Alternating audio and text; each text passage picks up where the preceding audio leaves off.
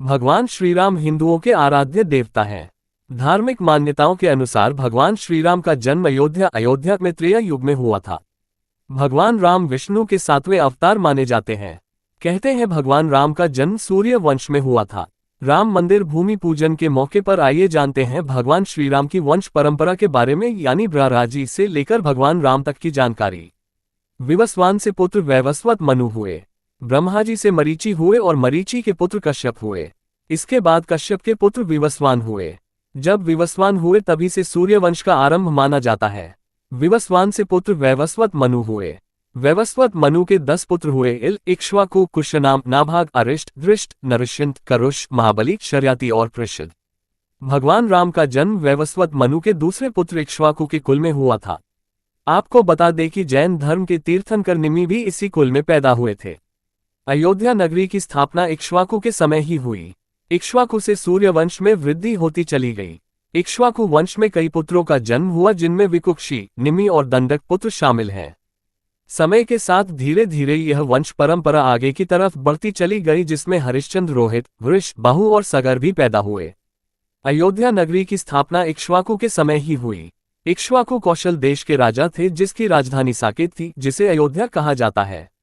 रामायण में गुरु वशिष्ठ ने राम के कुल का विस्तार पूर्वक वर्णन किया है।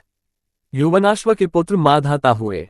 इक्ष्वाकु के पुत्र कुक्षी, कुक्षी के पुत्र विकुक्षी हुए। इसके बाद में विकुक्षी की संतान बान हुई और बान के पुत्र अनरण्य हुए। समय के साथ यह क्रम चलता रहा, जिसमें अनरण्य से पृथु और पृथु से त्रिशंकु का जन्म हुआ। त्रिशंकु के पुत्र धुंधुमार हुए। धुंधुमार के पुत्र का नाम युवनाश्व था। युवनाश्व के पुत्र माधाता हुए और माधाता से सुसंधि का जन्म हुआ। सुसंधि के 2 पुत्र हुए, ध्रुवसंधि और प्रसेनजित।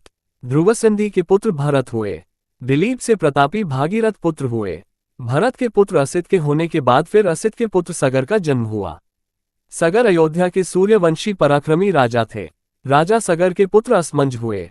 इसी तरह से असमंज के पुत्र अंशुमान हुए, फिर अंशुमान के पुत्र दिलीप हुए। दिलीप से प्रतापी भागीरथ पुत्र हुए, जो मां गंगा को कठोर तप के बल पर पृथ्वी पर लाने में सफल हुए थे। भागीरथ के पुत्र ककुत्स्था हुए और ककुत्स्था के पुत्र रघु का जन्म हुआ। दशरथ ने 4 पुत्रों को जन्म दिया। रघु के जन्म होने पर ही इस वंश का नाम रघुवंश पड़ा, क्योंकि रघु बहुत ही पराक्रमी और ओजस्वी नरेश थे। रघु से उनके पुत्र प्रवृद्ध हुए। प्रवृद्ध से होते होते कई वंश चलते गए, जिसमें नाभाग हुए, फिर नाभाग के पुत्र अज हुए। अज से पुत्र दशरथ हुए और दशरथ अयोध्या के राजा बने। दशरथ ने 4 पुत्रों को जन्म दिया, भगवान राम, भरत, लक्ष्मण और शत्रुघ्न। इस प्रकार भगवान राम का जन्म ब्रह्माजी की 67 पीढ़ियों में हुआ।